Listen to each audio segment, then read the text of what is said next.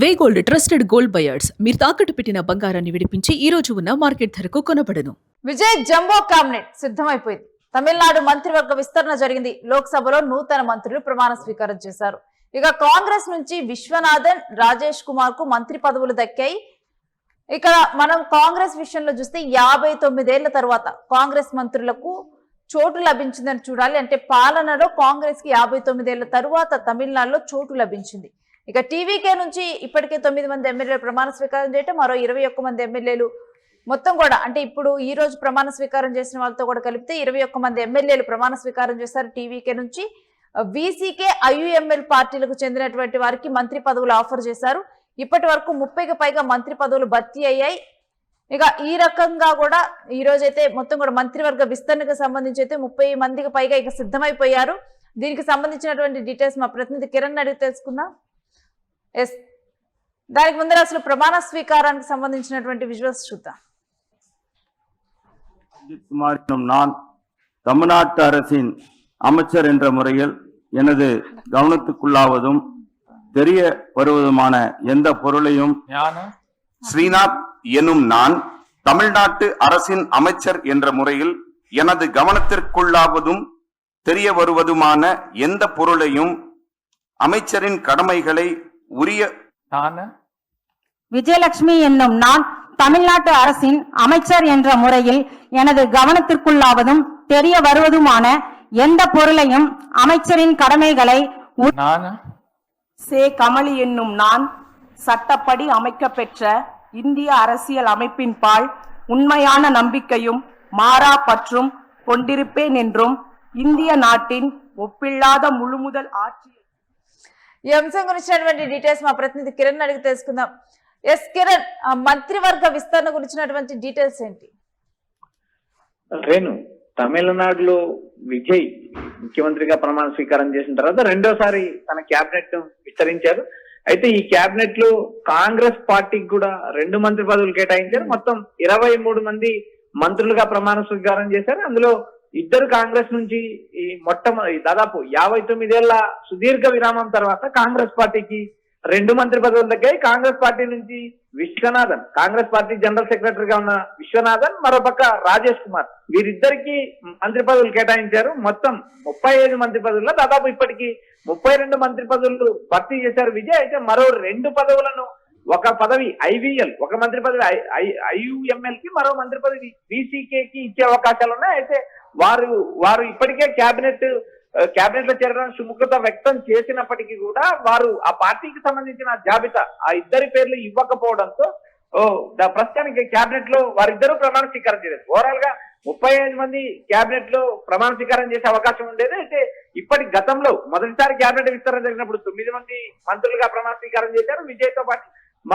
రెండోసారికి cabinet విస్తరణ జరిగినప్పుడు దాదాపు 21 మంది టీవీకేకి సంబంధించిన మంత్రులు, మరో 2 కాంగ్రెస్ పార్టీకి సంబంధించిన మంత్రులు, మొత్తం 23 మంది మంత్రులు ప్రమాణ స్వీకారం చేశారు. ఏవైతే తమకు మద్దతు ఇచ్చిన పార్టీలకు ప్రభుత్వంలో భాగస్వామ్యం కల్పిస్తామంటూ గతంలో ఏదైతే విజయ్ ప్రకటించారో అదే నేపథ్యంలో భాగంగా నేరుగా కాంగ్రెస్ పార్టీకి కూడా 2 మంత్రి పదవులు కేటాయించారు. మిత్రపక్షాల నుంచి మరో 2 మంత్రి పదవులు నేరుగా కూటమిలో ఉన్న కమ్యూనిస్ట్ పార్టీలు తాము వెలుపల నుంచే మద్దతు ఇస్తాము, తాము మంత్రిమండలిలో చేరాము అంటూ ఒక స్పష్టమైన క్లారిటీ ఇచ్చారు. ఓవరాల్ గా ఇప్పటి వరకు 2 సార్లు క్యాబినెట్ విస్తరణ చేశారు విజయ్. ఈ అతి తక్కువ సమయంలోనే దాదాపు 95% మంత్రి పదవులు భర్తీ చేశారు. మరో 3 మంత్రి పదవులు మాత్రమే ఖాళీ ఉన్నాయి. అయితే రాబోయే రోజుల్లో ఐయుఎంఎల్ తో పాటు నేరుగా వీసీకే కూడా మంత్రివర్గంలో చేరే అవకాశం. ఇప్పటికే విజయ్ పాలనలో కానీ పాలనలో తన ప్రత్యేకతను కూడా చాటుకుంటారు. ఇప్పుడు అంటే విజయ్ కి పరిపాలనా పరంగా గాని, ఆలోచన పరంగా గాని అడ్వాన్స్డ్ గా ఉన్నటువంటి మంత్రుల అవసరం చాలా పగడ్బందీగా కూడా ఈ కూర్పు అనేది ఉండాలి. మరి విజయ్ దానికి తగ్గట్లుగానే ఈ మంత్రివర్గ కూర్పు అనేది ఉందా? నేను ఖచ్చితంగా ఒకసారి మనం మంత్రులకు ఇచ్చిన మంత్రి పదవులు ఒకసారి మనం ఎవరెవరా అనే అంశాన్ని ఒకసారి మనం గమనిద్దాం. శ్రీనాథ్ తూతుకూడి అసెంబ్లీ నుంచి గెలిచిన శ్రీనాథ్ కు మంత్రి పదవి దక్కింది. మరోపక్క కమలి అవినాశి నియోజకవర్గం నుంచి గెలుపొందారు. మరోపక్క విజయలక్ష్మి కుమ్మరపాలెం అసెంబ్లీ నుంచి గెలిచారు. రంజిత్ కుమార్ కాంచీపురం అసెంబ్లీ నియోజకవర్గం నుంచి గెలిచారు. ఈయనకు మంత్రివర్గంలో చోటిచ్చారు.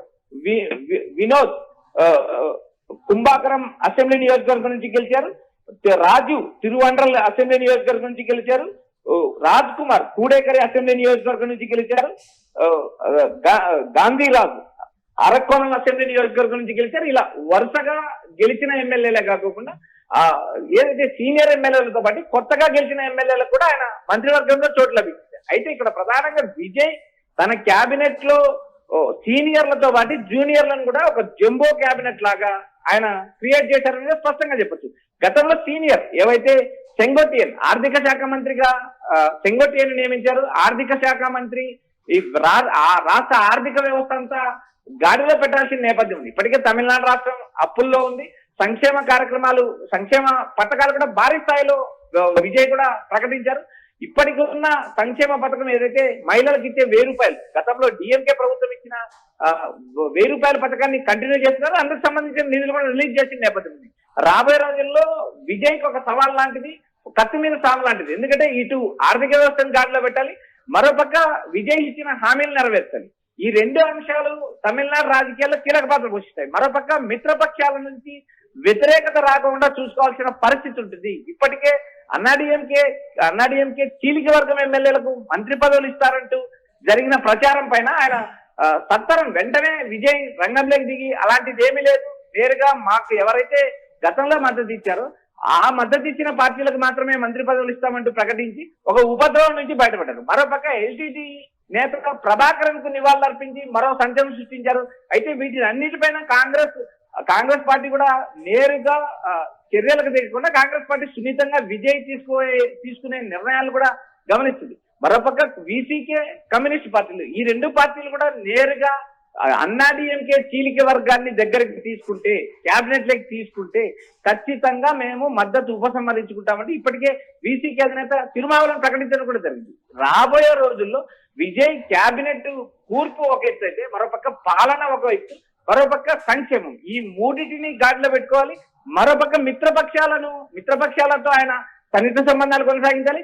మరోపక్క అన్నాడీఎంకే చీలిక వర్గాన్ని ప్రోత్సహిస్తే రాబోయే రోజుల్లో తమిళనాడు రాజకీయాలు మరింత వేడెక్కే అవకాశం ఉన్నాయి. ఇప్పటికే మాజీ సీఎం స్టాలిన్ నేరుగా 2029 పార్లమెంట్ ఎన్నికల్లోపే విజయ్ ప్రభుత్వం పడిపోతుందంటే ఆయన సంచలన వ్యాఖ్యలు చేశారు. ఈ వ్యాఖ్యలు కూడా ఏదైతే నిన్న జరిగిన మంత్రి పదవుల విస్తరణ గాని, నేడు కేబినెట్ లో ప్రమాణ స్వీకారం చేసిన కాంగ్రెస్ మంత్రులు గాని, వీటి అన్నిటిపైన ఛాలెంజ్ చేస్తున్న వ్యాఖ్యల పైన కూడా కాంగ్రెస్ అధిష్టానంతో పాటు విజయ్ కూడా క్షుణ్ణంగా పరిశీలిస్తున్నారు. రాబోయే రోజుల్లో రాజకీయాలు ఎలా మారుతాయని ఈ రోజు చెప్పలేని పరిస్థితి కాబట్టి మిత్రపక్షాలతో సన్నిహిత సంబంధాలు కొనసాగిస్తూ మరోపక్క కేంద్రం నుంచి నిధులు తెచ్చుకుంటూ రాష్ట్రాన్ని అభివృద్ధి చేసి పాలన గాడిలో పెట్టాల్సిన బాధ్యత విజయ్ పై.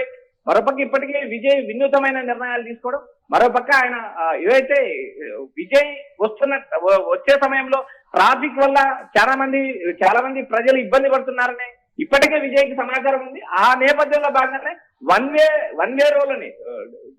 వే రోలోనే ఆయన వెహికల్ జర్నీ నడుస్తుంది. దాదాపు విజయ్ నివాసానికి సచివాలయానికి దాదాపు 18 కిలోమీటర్ల దూరం ఉంది. వీటిని అన్నిటి కూడా విజయ్కి ఎప్పటికప్పుడు సీఎం అధికారులు చేరవేస్తున్నారు.